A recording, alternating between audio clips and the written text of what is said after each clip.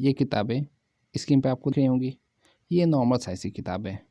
अब जो मैं आपको दिखाने जा रहा हूँ ना, वो नॉर्मल साइज़ से बहुत ही छोटी किताब है। ये देखो, ऐसी बड़ी किताब तो आपने देखे होंगे, लेकिन ये किताब देखा है कभी? ये उंगलियों के बीच में पूरी किताब छपी, इसमें जो लिखी हुई है ये असल में एक बाइबल है। बाइबल में जो बातें लिखी होती है ना, वही इस किताब में लिखी हुई है। इसकी साइज़ आप इमेजिन करो कितना छोटा है, और इसको आप ऑनलाइन ख़रीद भी सकते हो। इसकी कीमत देखो, वहाँ लिखी हुई है 18,811 रुपीज़, 18,811 रुपये। किताब इतनी छोटी, कीमत 18,000 है, 18,000 से भी ज़्यादा है। और इतनी बड़ी किताब आपको तकरीबन 1800 में मिल जाएगी, कुछ ज़्यादा नहीं है।